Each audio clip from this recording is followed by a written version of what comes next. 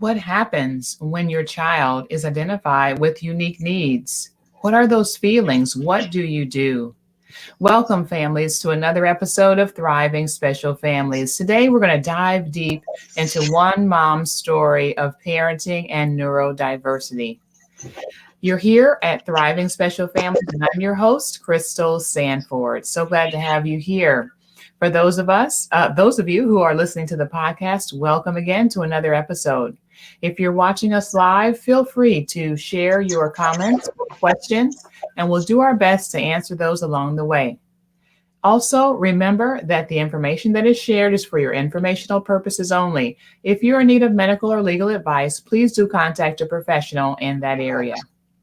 So again, our topic today is parenting and neurodiversity, and I have a wonderful guest today, Lorna Rose. Hi, Lorna. Hello, Crystal. So excited to have you here today. Thank you for having me. Yes, definitely. Parents, you are in for a treat. Lorna is a Pacific Northwest writer and speaker. Her work has been recognized by PNWA and the Oregon Poetry Association. And Lorna has appeared in several magazines and anthologies. She's a former president of Write on the River, a nonprofit dedicated to supporting writers in North Central Washington and beyond, as well as on the board of the Oregon Poetry Association. Lorna is also a certified ACE, Adverse Childhood Experiences speaker, and she's spoken publicly and written about finding resilience, raising neurodiverse children, mothering and writing, and her experience in the AmeriCorps. I'm so excited to have you, Lorna, and I really value story. I'd love to hear a little bit more. First, just about you as a person and what led you to become a writer and a speaker. Sure. Well, first of all, thanks again for having me. And Crystal, I wish I had found you like 3 years ago when we were trying to navigate the public school system with my son who had undiagnosed autism at the time.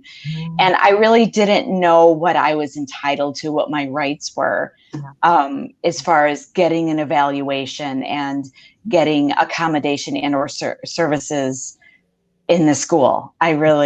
I had no clue, he was my first. So thank you for having me. I love the work that you do. And I'm glad we found each other. Oh, Yeah. Thank you. Yeah. As a parent myself of a child with unique needs and having worked in systems for so many years, I find it an honor to be able to share and pour out of that experience to help more families. So, That's great. This is one way that I do that. I get to have wonderful people like you who can share your story. Cool. Well, like Crystal said in my intro, I live in North Central Washington state with my husband and 2 kids. My son is 8 and my daughter is 5. I'm a writer. I write primarily narrative nonfiction and poetry. So that means like personal essay, memoir, and then some poetry. Like Crystal mentioned, I'm past president of Write on the River, which is a nonprofit dedicated to supporting writers in this area. And I'm on the board of the Oregon Poetry Association. So Crystal was asking me kind of how I got to be a writer and kind of how I came to that. And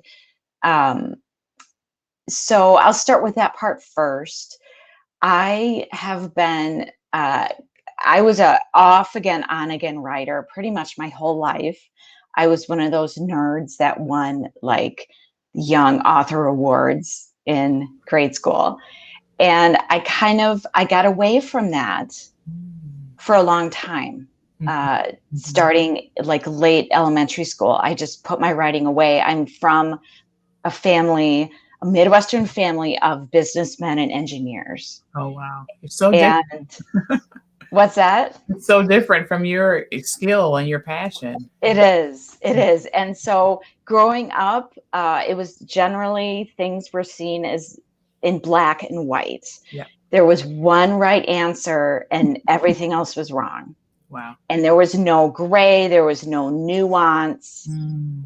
And so being a creative, as you can imagine, wasn't exactly encouraged. Yeah, definitely. Oh So gosh. I put my writing away for a long time, and I had careers and, whole other, I was in corporate America and kind of just doing what I thought was my thing. Right. Well, it turns out it wasn't my thing, Mm-hmm. because I did it well, but I wasn't happy Mm-hmm. because I was selling a product that wasn't mine. Wow. And it wasn't until I got pregnant at 35 with Mm-hmm. my son that I came back to writing. Beautiful. And having him, I wrote about motherhood. I just wrote these essays about anything from pumping breast milk to becoming a stay-at-home mom and how lonely that can be. I wrote about all these things, and I started publishing them on a local mom's blog. And I didn't want to write just how wonderful motherhood is and how special it is, because there's enough literature out there about that.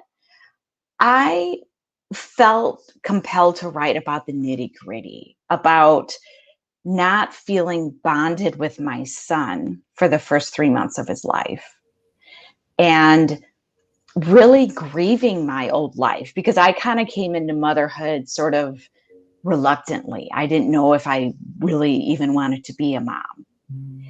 And those things felt good to write about. They felt true.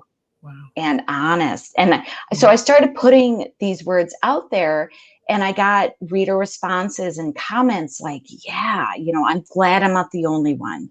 Yeah. I'm glad I'm not the only one who didn't feel bonded right away. Mm-hmm. I'm glad I'm not the only one who was ambivalent about motherhood, or, like I remember these cards and onesies and gifts that would show up, when you have the baby, because everybody sends you something. Right. Or they used to. I don't know if they still do, but Yeah. and thinking, why is everybody so excited? Wow. Wow. What is the big deal? This is hard. I'm exhausted. My boobs hurt.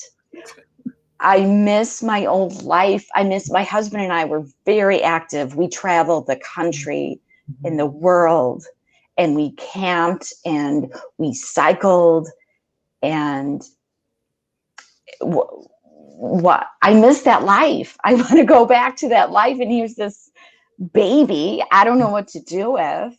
Mm-hmm. So I started writing about kind of what was surprising about motherhood and what people don't necessarily talk about that I think needs to be talked about. This is so wonderful. I think you have so validated so many moms in that position, for whatever reason, have it had this kind of an experience. You're validating and saying it's okay. It's okay to feel this way. That doesn't mean that you're a bad mom. You're a woman who has a different experience than maybe your neighbor or your friend that you see on Facebook, who may still be feeling the same way. They're just posting those pictures and saying that, that they want people to see. But yeah, you're not alone. That's wonderful that you shared that experience. Yeah. And I think it's just what you just said. It doesn't make you a bad mom or a bad parent. It makes you human. Beautiful. Mm-hmm. Yeah. Yeah. For those who are just joining us, welcome again to another episode of Thriving Special Families. Our topic today is parenting and neurodiversity, and we're gaining one mom's story, Lorna Rose, who is really a prolific writer and shares of her experience being a mom and parenting neurodiverse children. So we're just so honored to have her here. She's diving into her story, and always know again that your show is sponsored by Sanford Autism Consulting, where we offer IEP advocacy, helping you advocate for the education your child deserves. So Lorna, you came from this space of having that writing as a passion as a young child, putting it away and coming back to it at a time, maybe almost felt like a low point in your life, helping you to kind of make meaning of where you were as a mom. How did this journey then, as you become a writer, blogging and such things, how did your journey then turn into neurodiversity? How did that first come about for you? So my daughter was born. I was almost 38 when she was born, and she had a complicated pregnancy. We actually thought we were going to lose her. She was screened positive for a genetic disorder, which turned out she didn't have. Yeah. But at the time, we were told, yes, she's going to have this this syndrome. And so that's when I really got into my writing. Okay. And I just sort of wrote what I was going through, because it's a dark time, when you're told your child is going to have this syndrome, and you're going to have to, prepare for it and prepare for the medical and special needs that they're going to have. And so I wrote about just this range of emotions I was having. I wrote about, maybe I was going to miscarry, and maybe that was going to be a good thing, and I was going to be relieved, and then feeling horrible because I thought that. Just sort of this range of things. And so when she came, it was a beautiful birth. I carried her to term, which I didn't think I would. And it was a beautiful birth. And it turns out she doesn't have this syndrome that they said that she did. And so I wrote about that, and I was putting my work out there and getting this feedback, like, here's my experience, and here's what I went through, and I can completely relate. And, pregnancy isn't always this like amazing journey, and it's not, it's not always just sort of this simple little, you get pregnant, it's a good thing, and then 9 months later you have a kid. Right. It's not always that. And so I just sort of wanted that to be talked about more, because I don't feel like it is. Yeah, it's wonderful. And I would agree that it's not. And it's just beautiful that you're able to give a voice to that and a space for parents who are going through that. Yeah. So back to your question, I kind of got off track about neurodiversity. So my daughter, she had significant delays with gross motor and speech. And so we got her, with the help of her pediatrician, we got her into an intervention program, and someone came to the house once a week to do OT. And then that led to an IEP when she was in preschool for PT and speech. And so she did that for 2 years. She actually exited her IEP, which I never dreamed it would be that soon, but she exited right as COVID was hitting. Oh, wow. Last year. Wow. Yeah. So it was amazing, because her speech therapist is like, yeah, we could keep going, but I think she's fine. And I'm trying to do speech therapy on the computer with my students, and it doesn't work. So I think we'll go ahead and exit her, and she'll be fine. And she is fine, and she's wonderful. Great. But it was a journey. She had hypotonia. She also had sleep apnea. Oh, wow. And she has a sensory processing disorder. Okay. And so basically she didn't sleep for the first 4 years of her life. Imagine, my goodness. How tough it must have been, not just for her, and as well as you have another son, for your whole family. That must have really been a tough time.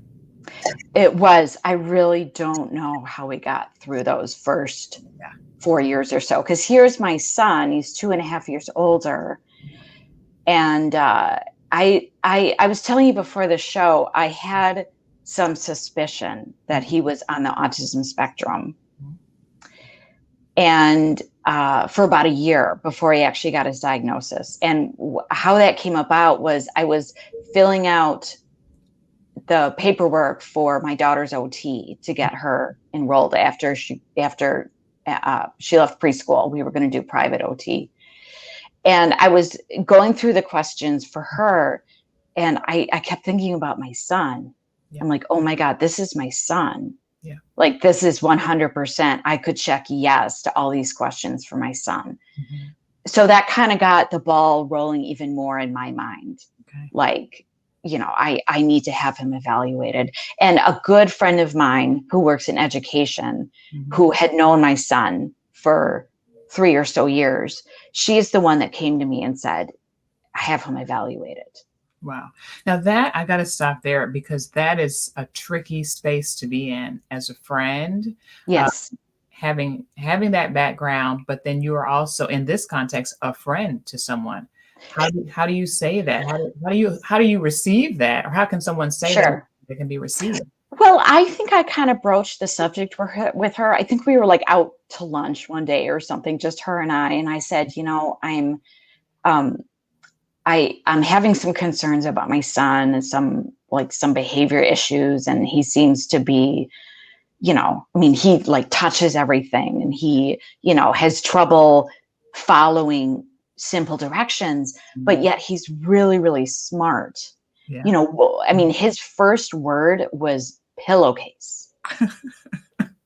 Yeah, definitely. And at 2 years old, this is the kid who was reciting his bedtime stories to us. Mm-hmm.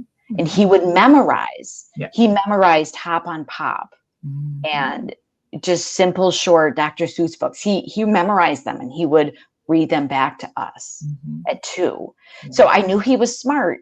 And so I said to my friend, something's up, and she agreed. And she said, yeah, something is probably up, and go have him evaluated. And we were to the point in our friendship where she felt comfortable saying that. Okay. And I'm a pretty straight up person, so I had no problem hearing it, especially because I had those suspicions about him. And his diagnosis actually came as a great relief more than anything, because then we could get him help, then we could get him services, and support. And he wasn't doing stuff just to piss me off. Right. He had some needs going on that weren't being met for whatever reason.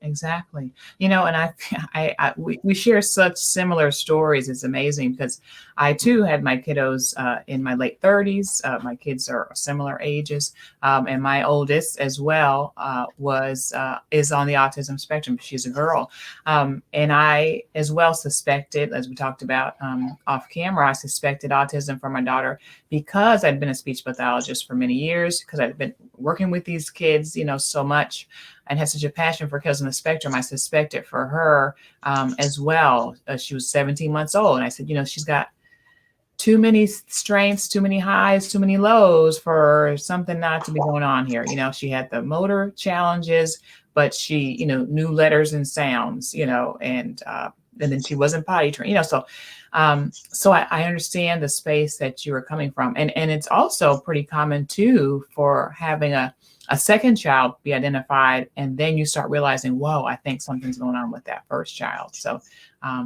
it's just it's an interesting space to be in, but you were able to get him the help that he needed, at a good time. I'd ask, what tips do you have for other parents who are on this journey, or maybe, let's just say, maybe suspecting something going on with their kiddo? Maybe we'll start there. Sure. Well, I definitely would have it checked out. I would get an evaluation sooner than later. And I would let go of any guilt or shame or anything with that. I'm neurodiverse as well. I have a processing delay. And so I came from the place of, this runs in my family. I've got 3 siblings. We're all sort of different in our own way. Yeah. And so I came from a place of, this is genetic. This is kind of in a way to be expected.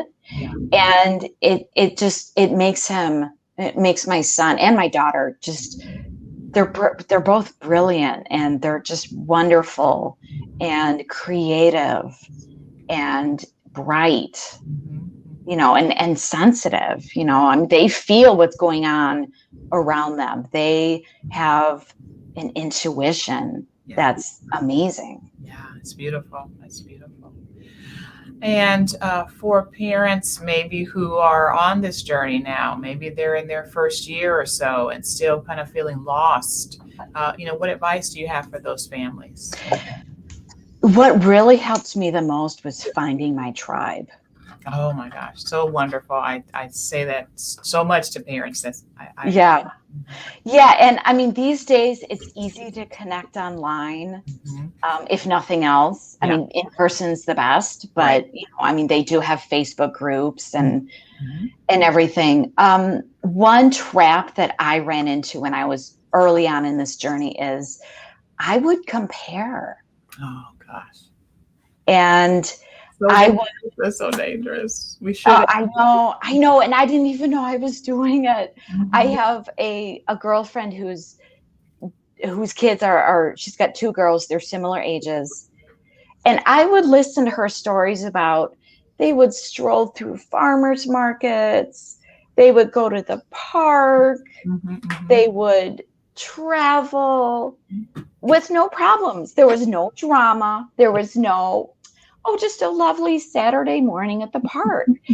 And I was thinking, why can't I do that? Oh yeah. Why is it such a struggle to even leave the house? Yes. Why is going out in public so stressful? Yes. And you can't do that. Yeah. That just parenthood is stressful enough. Please don't compare. Please find your tribe. And the other thing is, Crystal, I actually advise against reading parenting books. Great. Because I think the majority of them, at least the ones in the mainstream, they like their advice is just, it's blanket advice. It's not unique to your kid. Right. I think it puts a barrier between you and your kid. You need to get to know your kid. Yeah. And you need to listen to your instincts as a parent. And I think a lot of parenting books put a barrier between you and doing those things. Yeah. If that makes sense. I didn't say that right, but No, I agree. And I think go ahead. I think they're marketplaces for anxiety. We spend millions of dollars a year on these books. And I think they're dangerous. I don't like that. I mean, it's one thing to get a book that just gives you the facts, like, at 1 to 18 months, your kid should be walking. Around 1 year, they're going to start talking. Yes. And that's fine. You want to know what's going on. Maybe you live in a rural area where healthcare is not as accessible, and you just want to know what's going on. That's fine. But when a book starts telling you, are you a granola parent? Are you a helicopter parent? Are you a free range parent? You know what? I've been all those parents. I've been all those types of parents, sometimes in the same day. Right. Because that's what my kids need. And I think parenting books just blow that all out of the water, and they just create stress and anxiety where there does not need to be. You are just hitting on so many good points here. So parents, if you're listening again, and you're either, at the beginning, maybe you're thinking possibly your child is neurodiverse, or if you're, a year or so into the journey, I hope that you're hearing the heart and the words from Lorna. Having a child with unique needs, you're not alone. There's nothing wrong with it. It's an expression of, who they are as humans. We all have our, unique strengths and challenges. But also, don't wait. Don't hesitate or feel guilty to even investigate it. Early intervention is so important for our kiddos. I too would encourage you to, act on your gut, go with that, but then find out what it is, and then learn your child and learn about what works for them, and find other people who are on that same journey, like Lorna, like myself, like you are, who can help to validate you and support you and celebrate you and your kid and their uniqueness, and all that entails. So these are just some wonderful tips, Lorna. And some of our final questions here. One of my questions is, and again, parents, if you're watching us live, feel free to add your questions or comments. But one of my final questions is, what does neurodiversity mean to you, Lorna? This is a word, I don't want to say a catchphrase, but it's a term that has become more in the limelight, more present and prevalent in the recent years. So what does neurodiversity mean to you? Well, actually, I use that term, and I'm quite a bit. I'm glad it's gaining popularity. I actually don't like the term special needs. Mm-hmm. I think it kind of implies this like fragility, this like we got to wear the white gloves and it's special. When it's, to me, that term means not a typical learner, mm-hmm, mm-hmm. Not going to necessarily thrive in the traditional classroom. Mm-hmm. There's something different about their brain or things mm-hmm. about their brain that they require specific support. Mm-hmm. And it can look like just simply having like squeezy balls or fidgets around. Sure. To meet those sensory needs. And both my kids are sensory seekers. Mm-hmm. They need an IEP in the classroom, or they need a support person, a one-on-one support person in the classroom. Mm-hmm. It can mean, or it can look like different things, mm-hmm. but that's what neurodiversity means to me. Okay, wonderful. And I know that many parents have different perspectives when it comes to, who their child is. But I think we all can agree that our kids, they're beautiful, they're unique. And again, we all have strengths and challenges. That's how we've, for my own daughter, we've raised her. Before we even talked about the word autism, we just talked about, we're all different. Mommy wears glasses. Mm-hmm.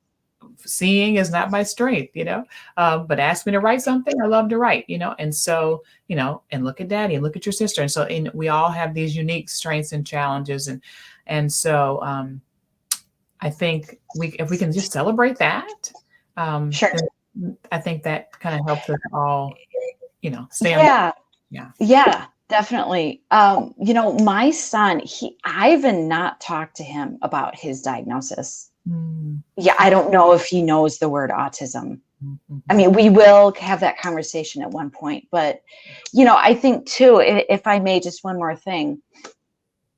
You were asking about tips for parents just starting on this journey. Mm-hmm. I think it's important to remember the difference between a label and a diagnosis. Yes. Okay. Yeah. Label is judgment and emotion. My son got labeled in his kindergarten class as being a behavior problem. Yeah. Diagnosis is fact. Mm-hmm. I think it's important to realize too, there's irony in a diagnosis like autism, mm-hmm. because like my son can play the drums and hold a beat. As well as a professional drummer. Mm-hmm. And he can write these 3,000 word stories that are amazing, mm-hmm. but he has trouble following 2-step directions. Yeah. Don't you love it? This is amazing to me. My husband said early on, he said, you know what? Our daughter is smart and she'll make enough money that she can pay somebody to tie her shoes. Yeah. This day, she still has trouble at 10 years old tying her shoes. So sure. We wear shoes that don't have shoelaces. I mean, in sure. the scope of things, her tying her shoes is not the biggest priority for us. But really celebrating and helping her to exercise those gifts is, a lot of the things that we do focus on. Mm-hmm. Yeah. Yeah, and that's one thing that writing has helped me with, is embracing the gray, because the gray is where the humanity lives. And life is rarely black and white. And so if you learn to embrace the gray, and when you have a neurodiverse child or children, there's a lot of gray, right? Yeah. Yeah. Writing has helped me embrace that, not only about them, but about the world in general. Yeah. I love that, parents.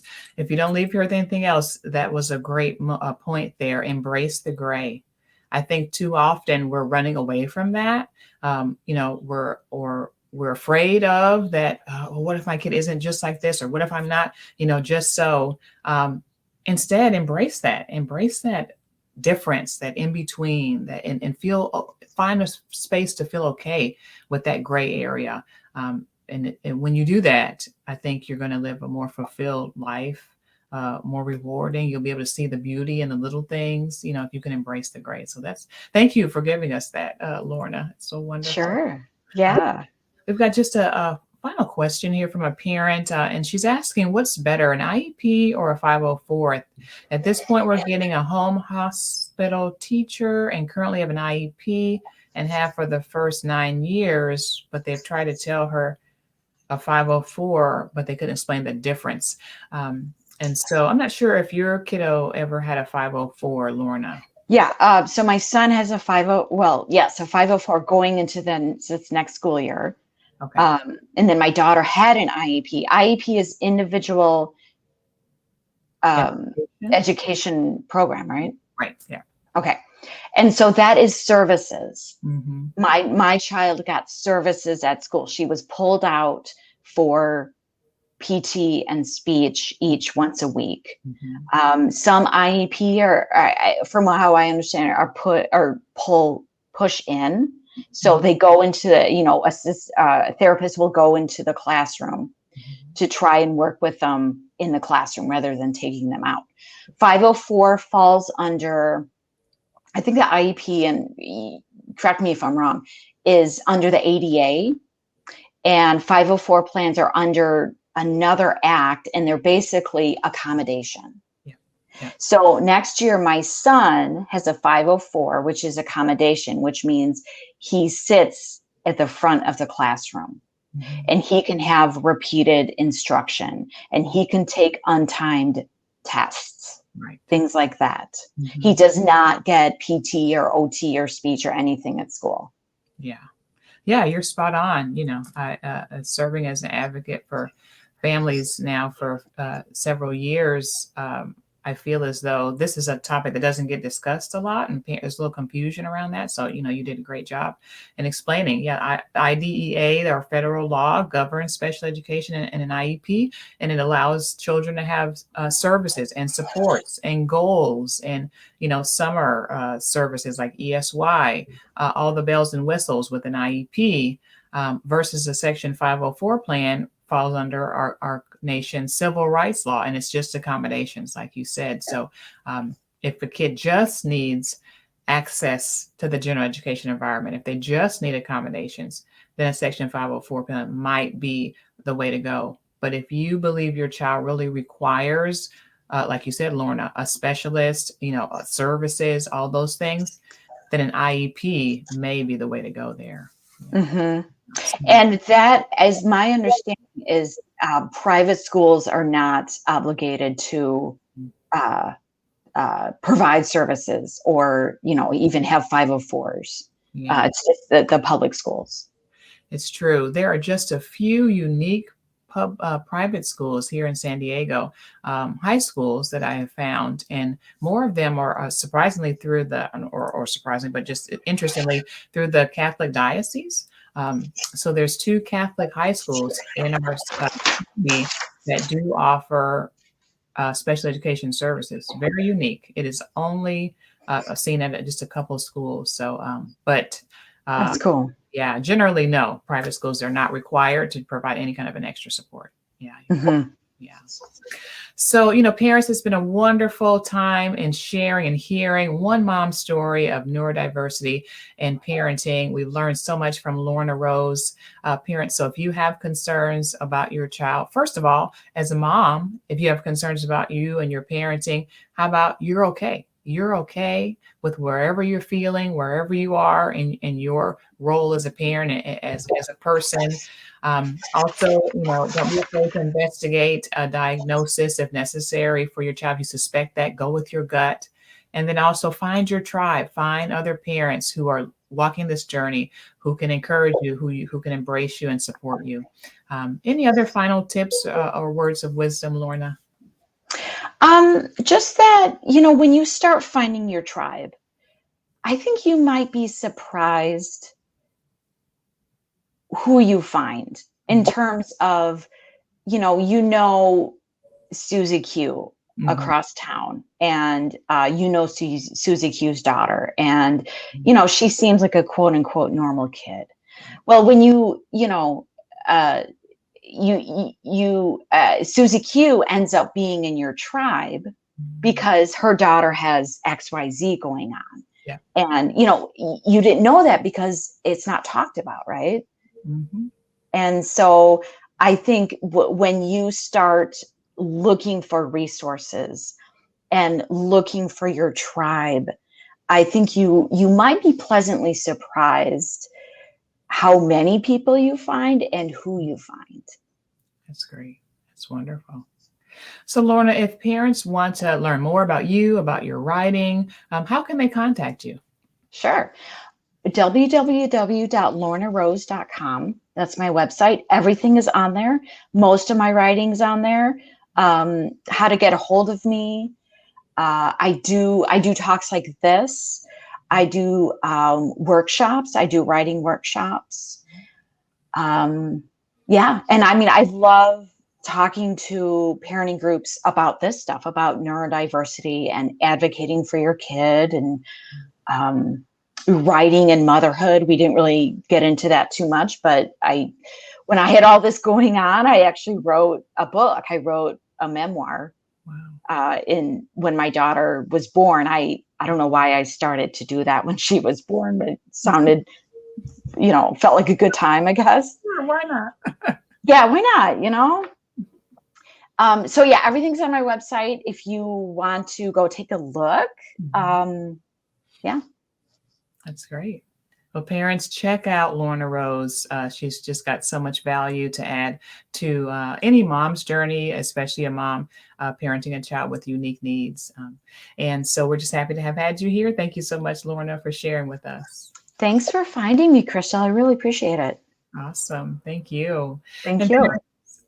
Parents always know that you're going to be okay and your child is going to be okay too. Have a wonderful day. Yes, absolutely.